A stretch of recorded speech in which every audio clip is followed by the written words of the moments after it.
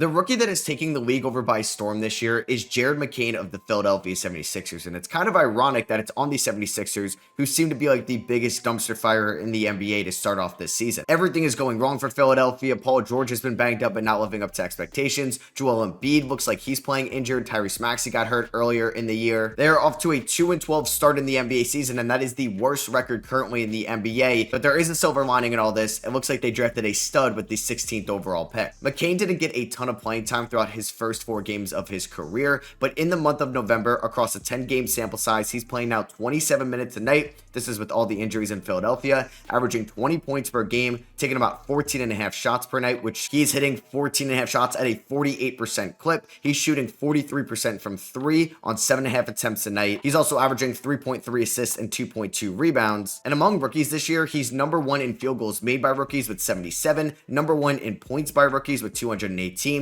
He's tied with Dalton Connect for the most 3-pointers made this season among rookies with 32. He's also perfect from the free throw line this year, which is kind of insane. 32 for 32 at the free throw line, which is the most consecutive free throws made to start a career since 1997. He's number 1 in usage rate among rookies at 26%, number 3 in rookie true shooting percentage behind Dalton Connect and Zach Edey, and this is all in being number 8 in rookie minutes per game this season. And I want to break down what Jared McCain has shown so far and what's making him a special offensive talent in this league, and he's looking like a seasoned veteran just 14 games into his NBA career. And one of my favorite things about McCain this year is his off-ball movement, something we saw from him at Duke. I'm sure you guys have seen this play this year against the Orlando Magic, where he finds Paul George in the corner and moves so well without the ball in his hands, and his catch and shoot percentage this year is off the charts. So far this year, Jared McCain is shooting 49% on catch and shoot threes, taking about 3.5 of those a game. And his off-ball movement, like I said, has just been so special this season, where he knows where to be on the floor when the play is breaking down, and he's getting these great looks. And even if there's a hand in his face, he's knocking these down with no problem. And sometimes Jared McCain may miss a shot at the rim, but he doesn't give up. He doesn't look to the ref to ask for a foul call. He's able to find a new open spot on the floor to get an even better look and knock down a higher quality shot. And he's also very smart against some of the best defenders in the league as well. This is a play against OG Anunoby, one of the best perimeter defenders in the NBA, and he creates just a step of separation to get a better look from 3, and he's knocking those down with all the confidence in the world. And you can see from this play here where Brandon Miller just has his hands on his legs, the player's on the other side of the floor, but Jared McCain sees that, and he's able to get a wide open look against the former number 2 overall pick. You can't give him a step of separation. You can't leave him open for a single second on the floor, because he's either going to run right past you and get to the rim, or he's going to be able to get such a good looking 3 because he knows where to be without the ball in his hands, which is such a special skill for somebody that is just 14 games into his NBA career. And it's not just threes this year as well. He has been a special talent inside the 3-point line, and I love what he's been doing to finish at the rim. He's using screens very well. He uses his speed and quickness to get downhill and get easy shots at the rim. And there was the game against the Memphis Grizzlies where they have some very good defenders on their team, including a former defensive player of the year winner in Jaren Jackson Jr.,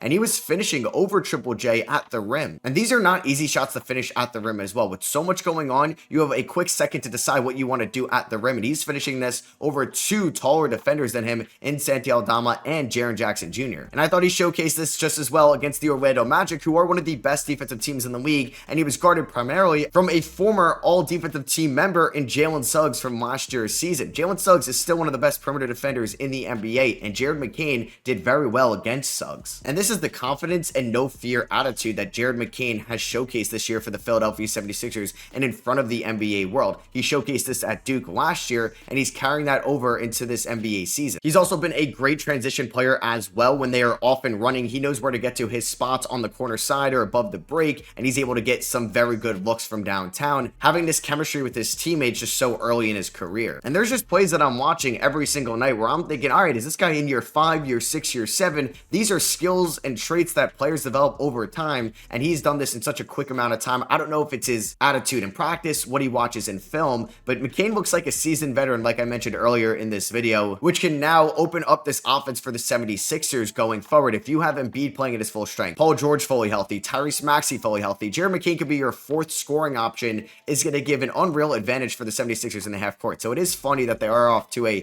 2-12 start this year with now a fourth high quality offensive talent on their team. And I think McCain has looked like a good playmaker as well. He's not the best passer in the world. He's not a true point guard in this league, but he's operating out of the pick and roll very well as a ball handler and finding his rolling big mans to the rim. And I mentioned before how good of a transition player he is as well when he's in the catch and shoot mode, but he's also very good as a facilitator in transition, finding a trailing Gershon Yabusele there. And these are the plays where just Jared McCain shows quick vision and a quick decision making to find the open man rolling to the rim. In that case, it was a cutting Eric Gordon. And I think McCain has to do so much offensively right now that when Paul George and Embiid and Maxey are all playing in their full groove, McCain can focus a lot more on the defensive side of the floor a little bit, where I think he's got a good first step and I think he can get into passing lanes very well, because it's not all sunshines and rainbows. I think Jared McCain can work on some things as a defender. He gets too antsy trying to get steals and he can reach, and sometimes the defenders are going to teach him and can blow right by him at the rim. And he's also 6'2", 195, and it looks like on the floor he's a little bit smaller than that. Everybody else around him looks a little bit bigger and stronger, so there's going to be cases where guys can muscle him at the rim if they get him on a switch. And those were some things that we were worried about on guys like Rob Dillingham and Reed Shepherd coming out of this draft, and we had those same concerns with Jared McCain as well. But I think his lateral quickness, his speed, agility, and decision making can hold him up on that end of the floor. But I've just really enjoyed watching Jared McCain on offense this year. Sometimes there will be some bad mistakes turnover wise. He tries to, I think, be too aggressive trying to get the ball in the post at times and doesn't let the play fully develop. And I mentioned before how elite he is in the catch and shoot, shooting 49% from three basically on catch and shoot threes this year. Well, he's shooting just 29% from three on pull-ups, which is not where you want to be for somebody that could be this elite of a three-point shooter. It's definitely going to be something he needs to work on. Got to work on his shot diet and selection a little bit within the half court, because sometimes he may be too aggressive or have too quick of a trigger pull and take some of these threes that you should either let the play fully develop,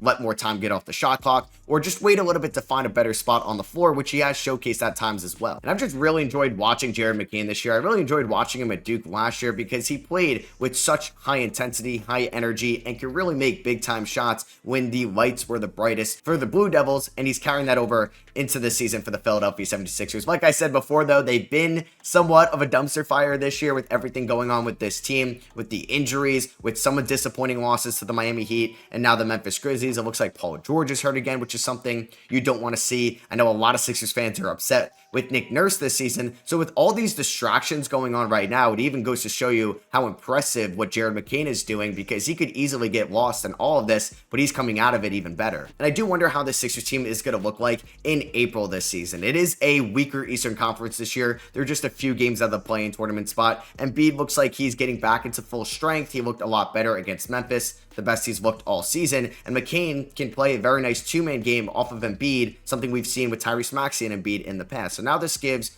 the 76ers another option offensively, and I don't believe that this team is out of it just yet. It's a bad Eastern Conference. They could just go on a 6-game winning streak and boom, they're in the play-in tournament once again. So they just need to be fully healthy in May. Maybe that's going to be easier said than done with Joel Embiid and Paul George on their team, but it looks like they'll have at least 4 viable offensive options. They just need to plug those holes better around McCain, Embiid, Maxey, and Paul George, because Caleb Martin could play better, Kyle Lowry, Kelly Oubre, these guys could definitely play better, Andre Drummond as well, because preseason Jared McCain was plus 5,000 to win Rookie of the Year, and now he's pretty much plus 160, which is the overall favorite in the betting market. So Vegas thinks he's going to win Rookie of the Year, and he's playing like that right now, and I think the 76ers did it again, finding another stud outside the lottery, something they did with Tyrese Maxey in the 2020 draft. So that is going to be it for me. I hope you guys did enjoy this player breakdown on Jared McCain. Let me know what you think of McCain so far this season. Let me know down below what you think the 76ers should do going forward this season, and let me know what other player breakdowns you guys would like to see going forward. Drop a thumbs up if you did enjoy, and subscribe if you were not already, and I'll catch you guys in the next one.